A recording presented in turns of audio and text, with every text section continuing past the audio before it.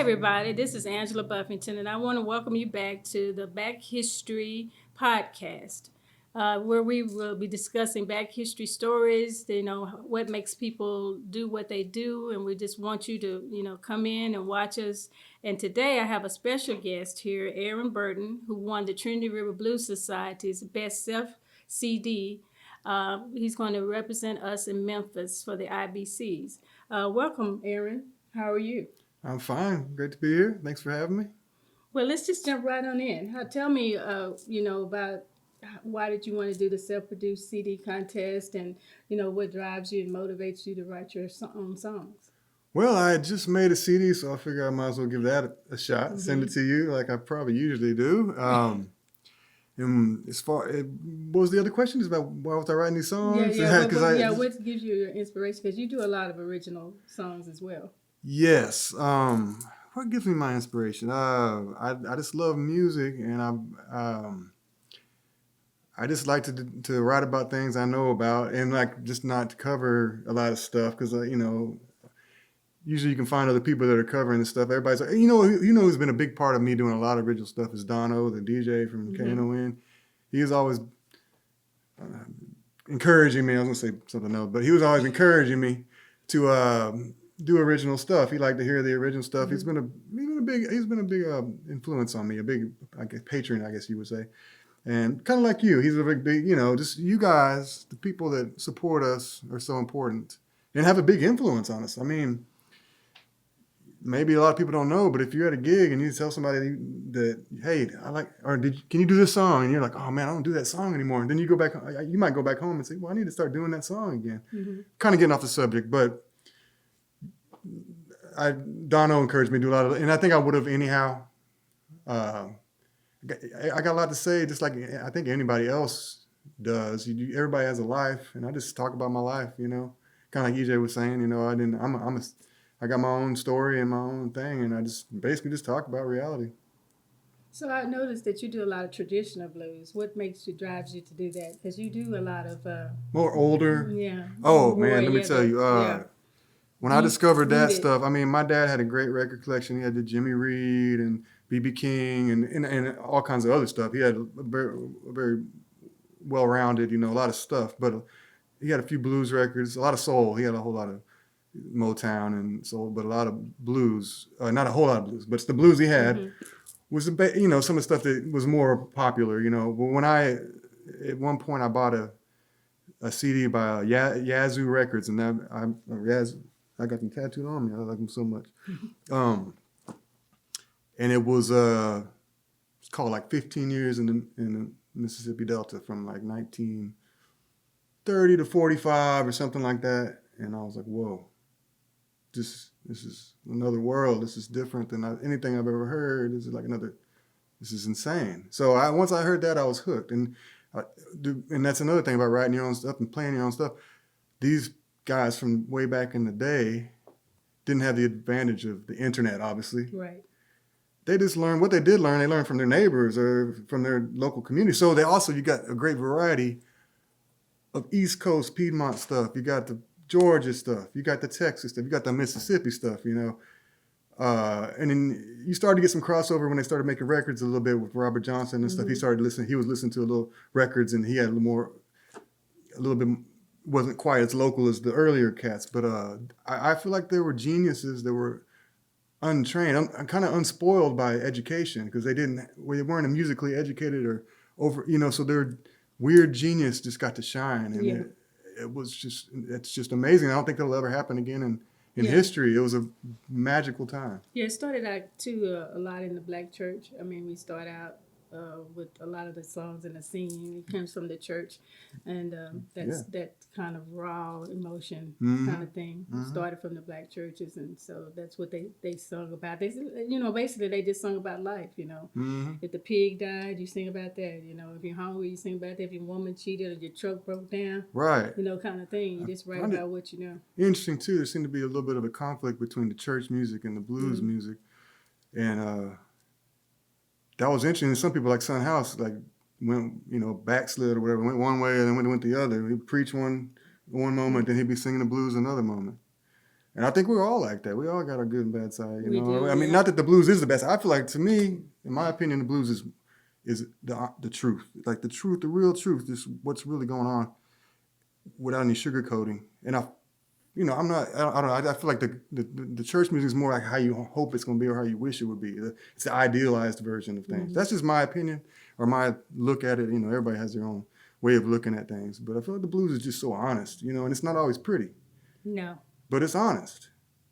That's how I feel about it. Yes, from the soul juke joints, they telling you, everybody's a lot of people think the blues is this kind of sad kind of Oh no, music and shoot! stuff. I tell them no. I feel like the total opposite. It's laughing at pain. Mm-hmm. You're laughing at it. That's when you hear the end. When you go to the end of a turnaround and it sounds like a laugh to me, and it sounds like a cry, because laugh and cry sound similar.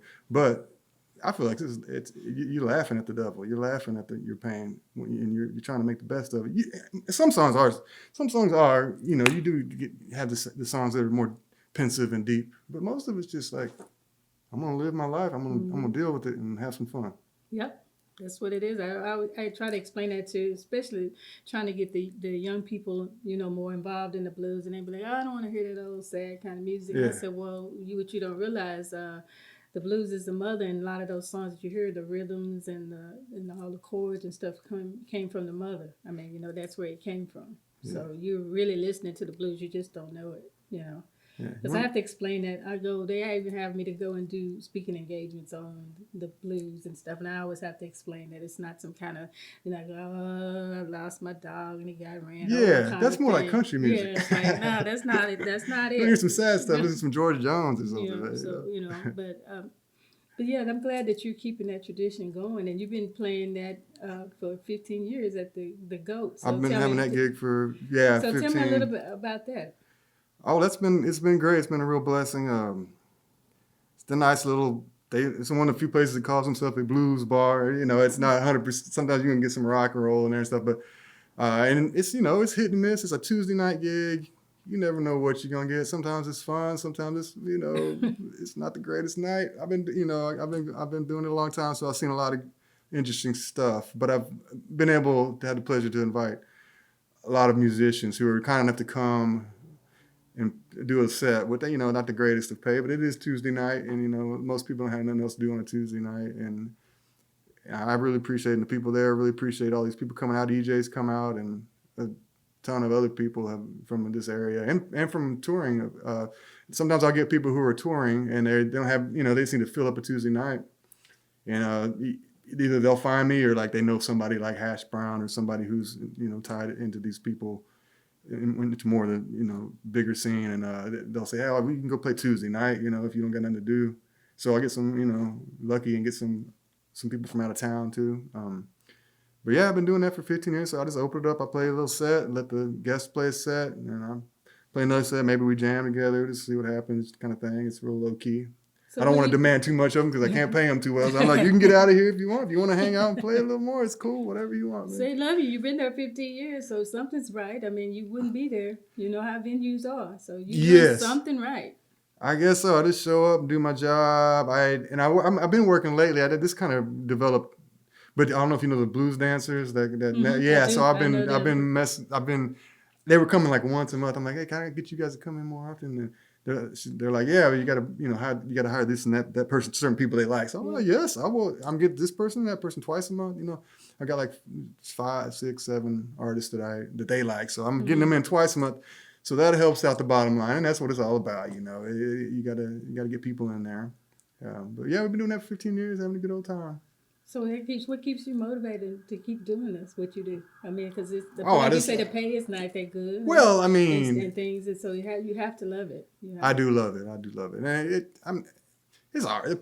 The pay is not too bad either. It's hard to do it full time if you got a family. But yeah, you gotta love it. You just gotta love it, and I do love it. So, and it's a good deal, man. I couldn't stop if I tried. I'd still be doing it. I'd be doing it at home. Like I got a line from a song that says something to that effect. If I wouldn't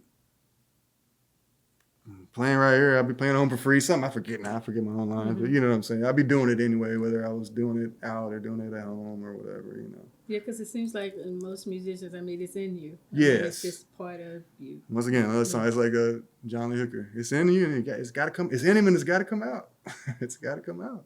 Because it's like me, I tell people, like, you know, when I'm pushing and promoting them and stuff, I say, it's just in me. I'm kind of manic. I just can't stop. I'm starting to understand that about just you. do it, yeah. you know. I mean, like, you got to do this, you know. You can do this. Well, we need that too. Cause, you know, I always try to encourage people, you know, to go after their passion and their dreams. And, you know, I can just push a little bit. As artists, we have our talent. Some of us have other talents and some of us don't. I don't think I have many, you know, I'm not good at a lot of the other stuff, so people like you and Don O and all the other people that support us are a big help. So, I mean, what would you tell your younger self, you know, about the music business? That, you know, the things that you've learned now. If you could go back to the younger you, what would you say? Or would you still play the same kind of music, or would you do something else? Yeah, I would. I would just say, I don't know what I was. I mean, I like the way everything happened. You got to take your lumps and stuff, you know.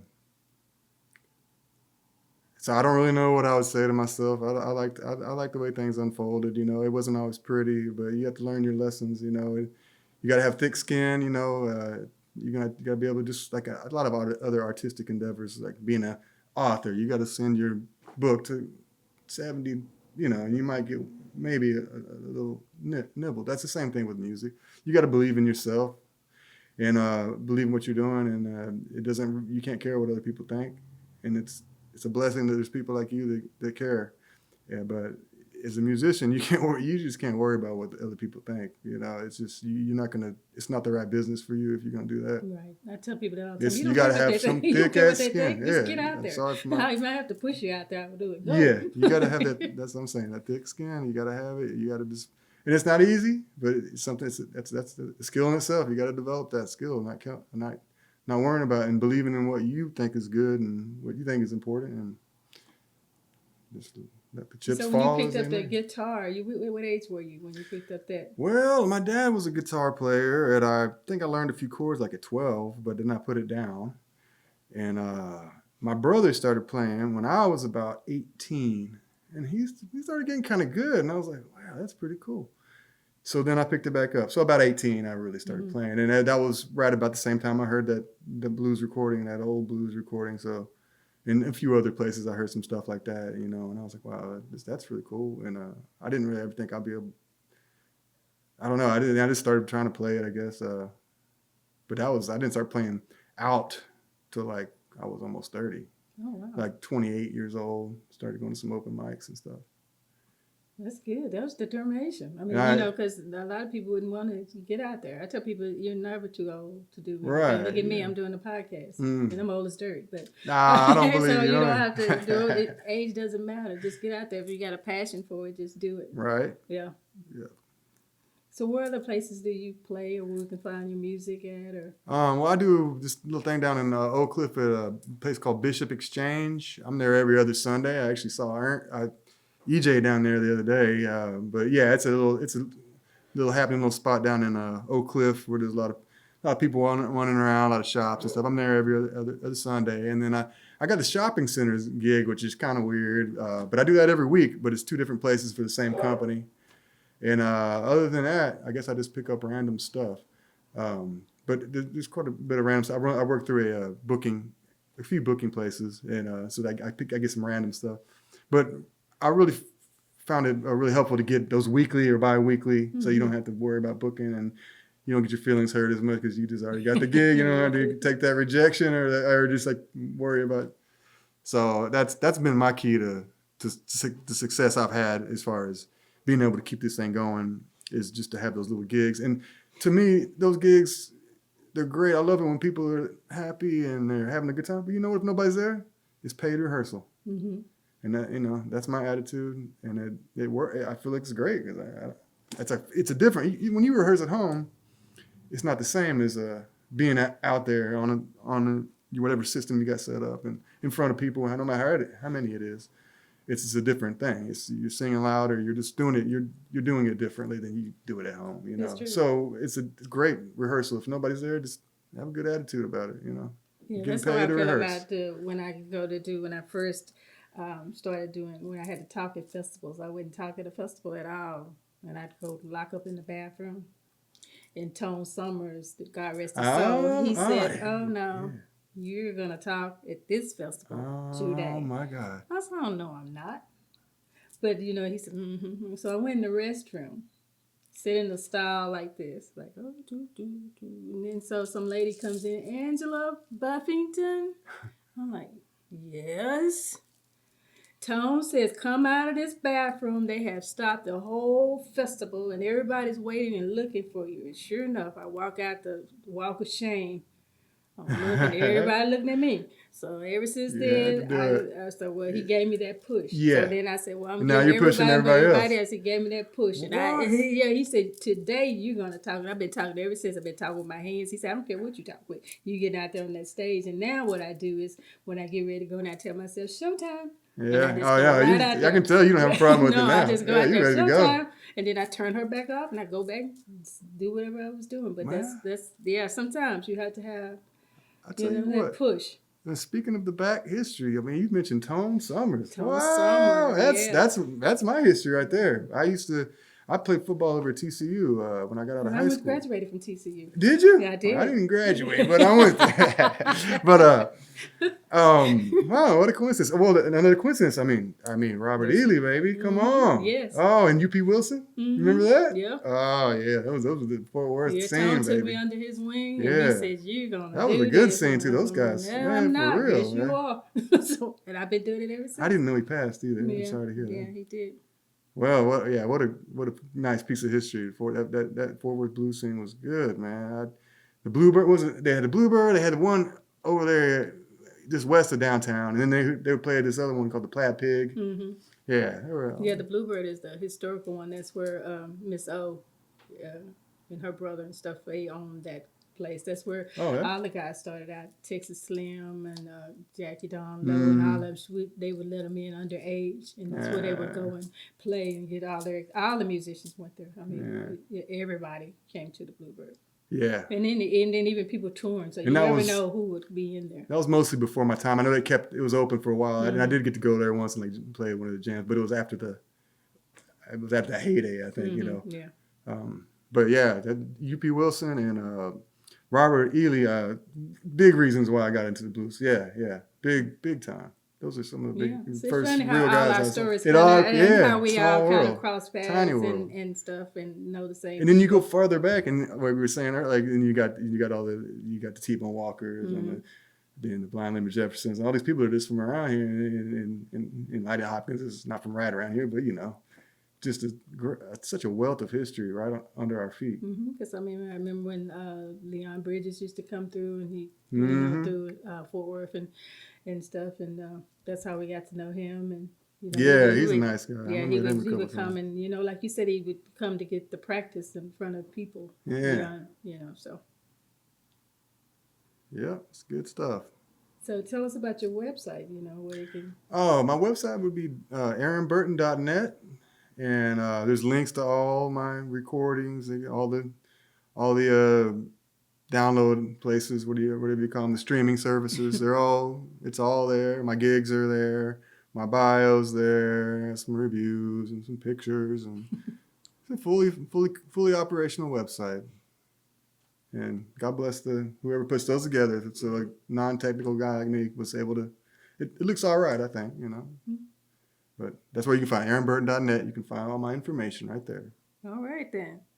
So I know you told us a little bit about your influences, but who else were, some of your influences growing up? Or after you got older, maybe? Well, as far as the